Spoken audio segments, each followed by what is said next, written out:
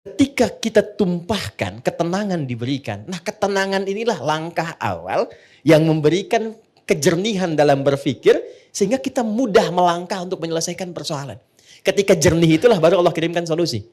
Demi Allah saya katakan, sahabat-sahabat Nabi dan tabi'in generasi setelah itu yang mengaji dari topik ini, tema bisnis, itu setelah belajar mempraktekkan tidak pernah ada yang kembali modal.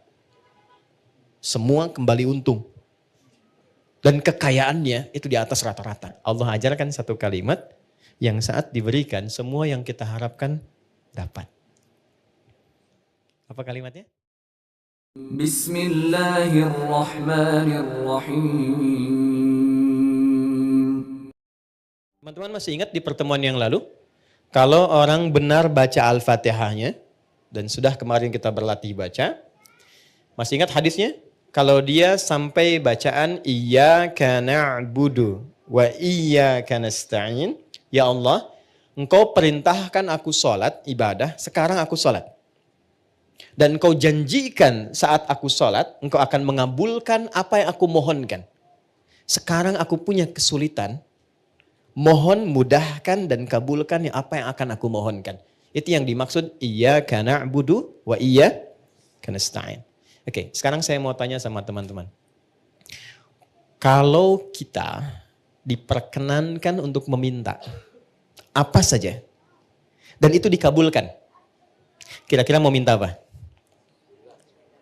Surga, baik. Surga kan di akhirat ya. Rezeki, baik. Rezeki di dunia ya. Sehat, apa lagi? Banyak ya? Banyak ya? Dulu kalau nggak salah ada acara di TV itu dalam semenit ambil apa aja gitu kan? Ya, yang kamu inginkan kan? Ternyata nggak sempat keambil juga semua ya. Oke?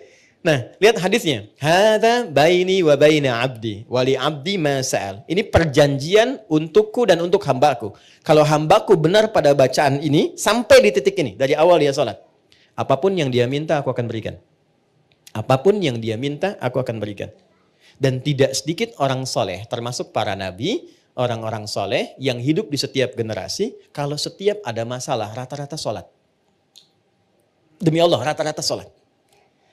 Saya tidak bermaksud memberikan nasihat ya, hanya sharing saja. Ada pesan di Quran gini, kalau sedang ada masalah, khususnya di rumah tangga, itu curhatkan di atas sajadah. Itu poinnya. Kalau sedang ada masalah, khususnya di rumah tangga, curhatkan di atas sajadah. Itu ada di Quran surah ke-12 ayat 86. Innama ashku bathi wa huzni ilallah. Adukan, tumpahkan di atas sajadah. Maka yang pertama Allah berikan satu ketenangan dalam jiwa.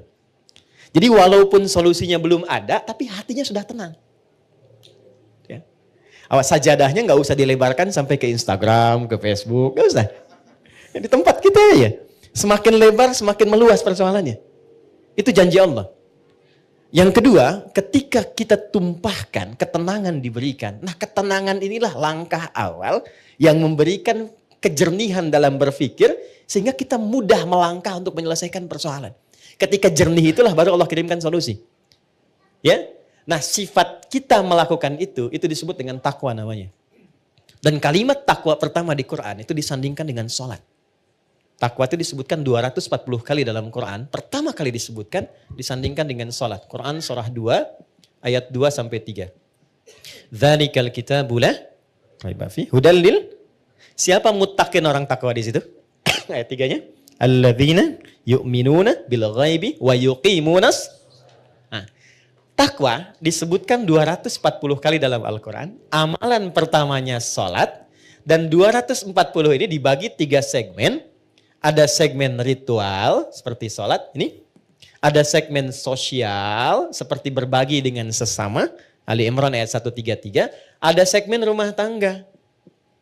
Dan ini segmen rumah tangga ditempatkannya di persoalan tertinggi di rumah tangga yang mengantarkan pada puncaknya.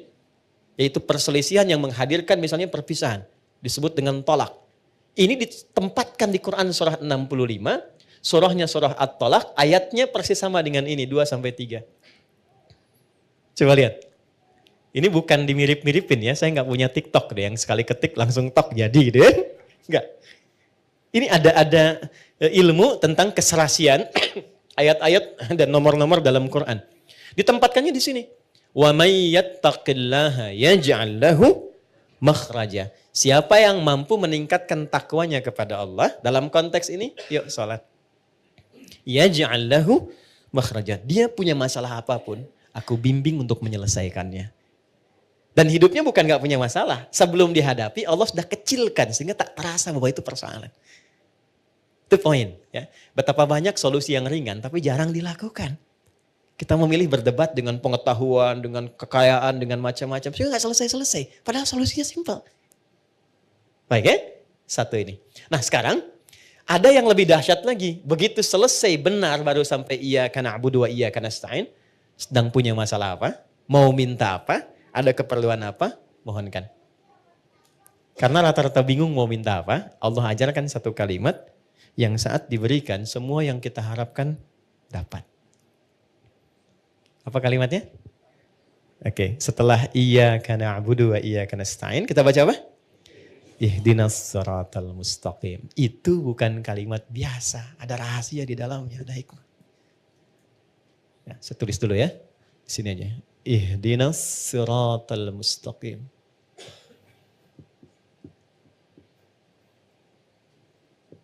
Ya. Pelan-pelan. Nanti kita belajar sama-sama cara baca ini dan menyelaraskannya dengan suasana hati kita seperti apa. Karena ini dijawab nanti ketika kita baca ada jawabannya di ayat lain. Baik ya? Ihdinas siratal mustaqim. Nah, teman-teman kalau diterjemahkannya apa? Tunjukkan kami jalan yang lurus. Itu terjemah tekstual. Baik ya? Itu bisa efektif dibaca saat haji nanti. Ya, saya pernah jadi petugas 2010. Ada jemaah tersesat. Keluar dari maktab dia bingung ketemu tentara orang Arab dia nanya. Jadi orang Arab yang gak bisa bahasa Indonesia, dia yang gak bisa bahasa Arab. Tapi pintar orangnya. Tidak putus harapan, dia buka gawang maktabnya ditunjukkan. Pak katanya, ihdinas siratal mustaqim. Tunjukkan saya jalan yang lurus ke maktab. Ya? Tapi yang hebat tentaranya itu juga gak kalah cerdik. Begitu dilihat maktabnya kan ada di gelangnya itu.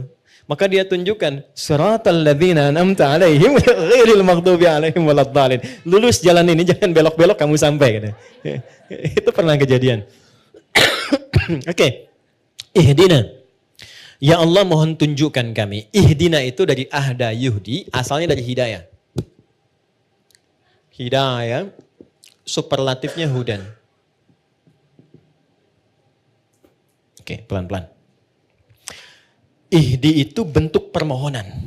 Berikan kami hudan. Ini asalnya. Ya, pelan-pelan. Berikan kami hudan. Apa itu hudan?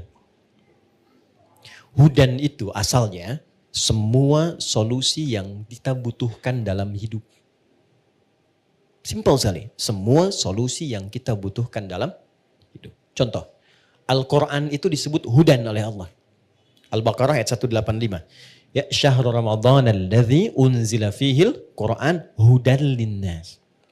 Kenapa Al-Quran disebut hudan? Karena isinya 6.236 ayat dari Al-Fatihah sampai An-Nas itu semua isinya solusi buat kehidupan kita.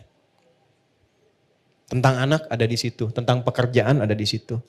Tentang maaf ya, semua hal yang kita jalani dalam hidup dari mulai lahir sampai wafat itu ada di situ semua. Jadi bukan ayat bacaan yang hampa makna, bukan. Itu semua kalau dikeluarkan itu ada temanya secara tematik. Imam Al-Bukhari itu mengeluarkan 97 tema dari Quran.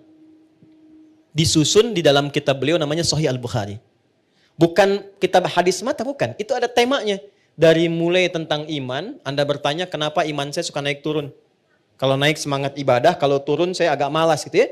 Di sini nanti dikeluarkan ayatnya, topiknya apa, lalu ayatnya, lalu hadisnya, sejumlah 57 hadis. Ada bab bisnis kitabul buyu'. Teman-teman yang pebisnis, pengusaha, pengen belajar value dari Quran dan hadis, membimbing kita bisnis. Ya, demi Allah saya katakan, sahabat-sahabat Nabi dan tabi'in generasi setelah itu, yang mengaji dari topik ini, tema bisnis, itu setelah belajar mempraktekkan, tidak pernah ada yang kembali modal. Semua kembali untung. Dan kekayaannya itu di atas rata-rata. Ya, saya mau sebut Abdurrahman bin Auf. Itu sebelum masuk Islam dan belajar dari Quran, itu kekayaannya tuh standar aja walaupun kaya. Tapi setelah masuk Islam, itu kemarin riset saya tentang beberapa para sahabat, itu kekayaannya divaluasi kalau kekinian itu sampai dengan 72.000 triliun. Dan ini riset ilmiah yang kemarin kami kaji. 72.000 triliun. Sekarang Elon Musk baru 3.000 ya. Jeff Bezos juga demikian kan. Baru di kisaran itu dulu 72.000. Dan hebatnya masuk surga juga tuh. Masuk surga juga daripada miskin gak jelas kan. Nah ini masuk surga. Masuk surga juga. Oke. Jadi poinnya begini. Saya agak cepat langsung karena waktu kita terbatas. Ihdina ya Allah berikan aku hudan. Solusi dari masalah yang aku rasakan sekarang. Nah saat teman-teman membacakan itu, coba di hatinya rasakan sedang punya masalah apa yang dirasakan. Gitu. Ini jarang dibaca begitu kan. Kan normal saja kan. Ihdinas siratal mustaqim, siratal ladzina an'amta 'alaihim ghairil maghdubi 'alaihim waladdallin. Amin, selesai. Sampai di situ benar untuk menggugurkan rukun dalam sholat. Sah sholatnya. Tapi Anda gak dapat ini. Gak dapat kenikmatannya. Jadi begitu Anda bacakan, ihdinas siratal mustaqim, rasakan dalam hati kita. Gak perlu diungkapkan, kita belum sujud. Gak perlu diungkapkan, rasakan dalam hati ada masalah apa yang dibawa dalam sholat. Karena Allah itu maha tahu orang sholat itu pasti punya persoalan. Pasti bawa masalah. Ini kan tenang-tenang senyum-senyum itu, ya boleh jadi juga ada masalah kan. Gak semuanya tenang kan dalam hatinya kan, sama. Gak ada orang dari subuh sampai zuhur gak punya masalah, itu gak ada itu. Ya gak ada, semua orang punya persoalannya. Maka Allah tunggu sampai zuhur itu, kita minta supaya diselesaikan. Maka ketika selesai zuhur, nikmat kita menjalani siang sampai sore. Itu hikmahnya demikian, filosofinya begitu. Jadi begitu Anda bacakan, ihdinas siratal mustaqim, ya Allah mohon berikan solusi. Kan? Atas semua persoalan yang hamba sedang rasakan saat ini dan Engkau maha mengetahui dengan itu semua. Oke. Lalu Allah berikan. Saya mau tanya teman-teman, mohon izin ya. Kalau diberi itu pengen cepat, pengen lambat? Ingin mudah, ingin sulit? Mudah kan? Baik. Kalau ada jalan berliku dengan jalan lurus, yang paling cepat yang lurus atau yang belok-belok? Lurus kan? Nah, lurus itu namanya siratal mustaqim. Mustaqim itu lurus, artinya mudah. Sirat itu lapang. Jadi sirat itu, jembatan kan yang sering kita pahami ya, jembatan. Itu sebetulnya bukan jembatan sempit. Kan Nabi pernah sampaikan, kayak rambut di bawah 7 kan? Ya kan? Nah itu menjadi sempit pada orang yang banyak maksiat dan kurang amal. Tapi bagi orang yang dekat dengan Tuhan, dia mendedikasikan kegiatan di dunianya untuk beribadah kepada Allah dengan berbuat baik, maka itu menjadi lapang. Ketika lapang itulah menjadi surat namanya. Paham?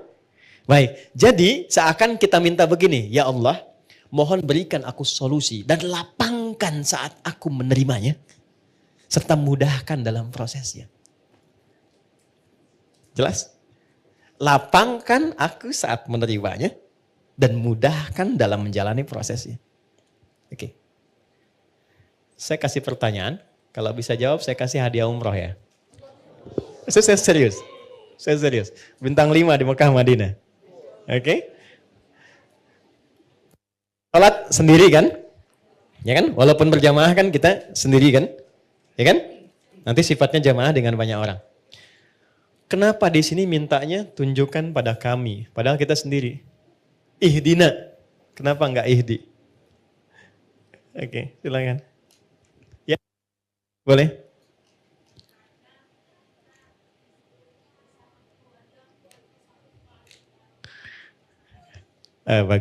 Bagus jawabannya. Sampai Cengkareng tuh. Oke, ada yang lain? Silakan.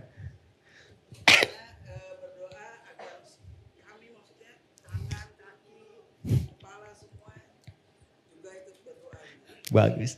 Sampai migrasi. Waktu habis. Waktu habis. Dan sini, saya cepat saja. Gini, ini filosofi dalamnya. Ini saya kasih yang paling dalam sekali. Maaf ya. Kalau kita sedang punya masalah, masalah itu untuk sendiri atau kadang ada yang terlibat di sekitaran kita? Oke. Bagi kita mudah, tapi mungkin bagi pasangan kita belum tentu itu mudah. Bagi kita dan pasangan mudah, tapi mungkin bagi ayah dan ibunya belum tentu mudah. Bagi suami istri mudah, tapi bagi anak belum tentu mudah. Kenapa kita sertakan Dina di sini, Ihdina, untuk memberikan kesan bahwa ya Allah, berikan solusi atas masalah yang sedang hamba jalani, mudahkan prosesnya dan lapangkan untuk semua yang mengalami itu. Kalau suamiku di dalamnya, lapangkan hati suamiku pula. Kalau ada tetanggaku di dalamnya, lapangkan tetanggaku. Kalau ada ibuku di dalamnya, lapangkan hati ibuku. Itu dalam banget. Itulah sebabnya kenapa menggunakan na, tidak menggunakan bentuk tunggal secara personal. Jadi ketika kita menunaikan sholat, di situ Allah ingin menyelesaikan persoalan, masalah yang kita alami setuntas-tuntasnya, bukan 1-2 tahapan kehidupan. Jelas? Oke, tiketnya masih saya pegang ya. 1. Jelas ya? Paham ya?